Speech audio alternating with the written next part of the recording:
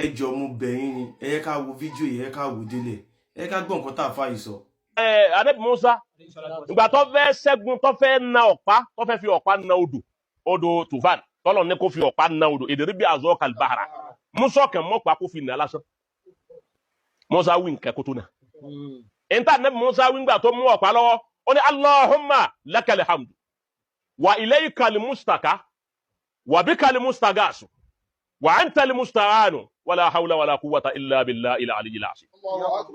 àáfàá ní kí òkun pupa yẹn kó tó di pín sí méjì Musa ìyẹn Moses ó sọ nǹkan kan ǹjẹ́ lódodo ni ó sọ nǹkan yẹn nǹkan tá àáfàá sọ yẹn ni wọ́n sọ pé Moses sọ a sì máa tún nǹkan tá àáfàá sọ yẹn àmọ́ ẹ jẹ́ ká kọ́kọ́ wò ṣé lódodo ǹjẹ́ Musa ṣó sọ ọ̀rọ̀ lóòótọ́ wọ́n ní Moses didn't say specific words to the sea to split it wọ́n ní Moses ìyẹn Musa kò sọ nǹkan kan sí òkun yìí kó tó pín.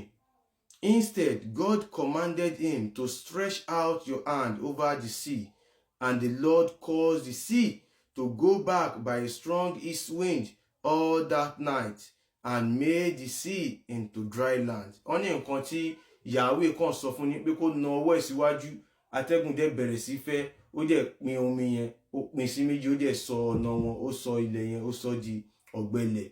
Ẹ máa rí ní Exodus chapter 14 verse 21 to 22. Òun ló ṣàlàyé, ẹ má gbàgbé Bíbélì tí kọ́kọ́ wá kí Kùránì tó wá. Kí tiẹ̀ wá ní Kùránì gan sọ nípa nǹkan tó ṣẹlẹ̀ yìí. Ẹ ká lọ sí Quran chapter 26 verse 61 to 63. Kí ni nǹkan tó sọ? Ẹ má gbàgbé àwọn Júù ló mú ìtàn yẹn wá. Wọ́n kọ́pì ẹ̀ sínú Bíbélì. Láti inú Bíbélì ó dénú Quran. Kí ni Kùránì gan sọ nípa event yẹn? Ó ní nígbà tí ìjọ méjèèjì ríra wọn, àwọn ìjọ ànábì Musa sọ pé dájúdájú wọn yóò lé wa bá. Ànábì Musa sọ pé rárá, dájúdájú Olúwa mi ń bẹ pẹ̀lú mi, ó sì máa fi ọ̀nà mọ̀ mí. A sì fi ìmísí ránṣẹ́ sí ànábì Musa pé fi ọ̀pá rẹ na agbami òkun. Ó fi nà án, ó sì pín sí ọ̀tọ̀ọ̀tọ̀, ìpín kọ̀ọ̀kan sì dàbí àpáta ńlá. Nǹkan tí Kùránì sọ nípa ẹ̀ nìyẹn. Nǹkan tá àáfàá sọ yẹn kò sí nínú Kùránì, kò dẹ̀ sí nínú Bíbélì, kò sí nínú ọ̀dọ̀ àwọn Júù. Àwọn ibi tá àáfàá ti rí yẹn. Àmọ́ kí ni ìtumọ̀ nǹkan tí àáfàá sọ pé kẹ́ sọ? Ìtumọ̀ kéwú tí àáfàá kà yẹn ní èdè abínibí, ó ní ìrẹ́ Allah, ìwọ ló ní gbogbo ọpẹ́, ọ̀dọ̀ rẹ làwa ò máa ké wà, ìwọ la máa fi wá ìyọlọ́fìn, ìrẹ náà ni a máa ń wá ìrànlọ́wọ́ lọ sí ọ̀dọ̀ rẹ, kò sí agbára kan, kò sí ète kan àyàfi ọ̀dọ̀ Allah. Ìtumọ̀ ẹ̀ nìyẹn. Nǹkan tán ní kẹ́ ẹ kà tán kà fún èdè Lárúbáwá, ìtumọ̀ ẹ̀ nìyẹn, kò ní ìtumọ̀. Ọ̀dọ̀ Allah lẹ́ a máa wá agbára wá, lẹ́ a máa wá Allah olórí détédété, kò ságbára kan, kò sí ète kan àyàfi Allah. Kò ní ìtumọ̀.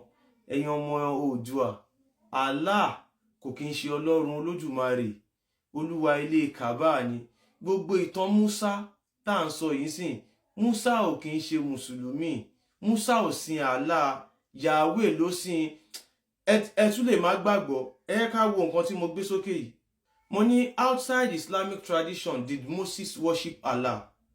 Only outside of Islamic tradition, specifically in the Jewish and Christian biblical traditions, Moses did not use the name Allah to refer to God. He worshipped the God of the Israelites. Moses kò sin Allah. Worship the God of the Israelites, typically referred to as Yahweh or Jehovah. Nǹkan tí ó sìn òun ni Yahweh tàbí Jehovah. Allah àwọn Lárúbáwá ló ní, wọn ò kí ń tú orúkọ. Àwọn kan máa ní the Arabic word for God is Allah. No, your God can be anything. God is a title. Ká sọ pé Olúwa, Olúwa abo, Olúwa abo, Olúwa is a title. Olúwa mi is a title. Oh, what? Now the word God is a title. Allah is Arab deity. Àwọn Lárúbáwá gbà pé Allah ló dá wọn.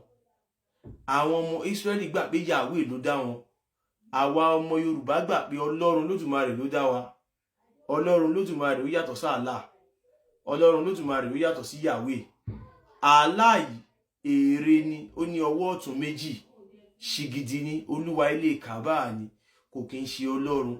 Ẹ má jẹ́ kí kíní ìdàrú mọ́ yín lójú. Àwọn àfáà yìí irọ́ ni wọ́n ń pa.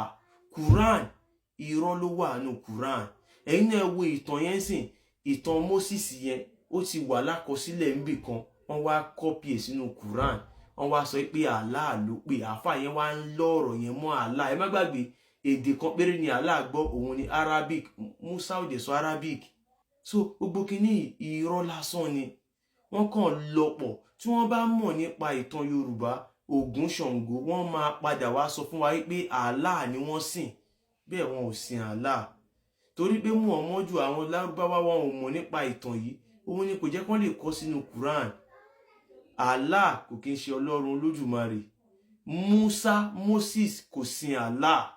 Ìtàn yẹn nínú Quran irọ́ ni wọ́n lọ jí ikọ́ ni mo fi ń sọ fún yín pé irọ́ ni Islam, irọ́ ni Quran, irọ́ ni Muhammadu, irọ́ ni Allah.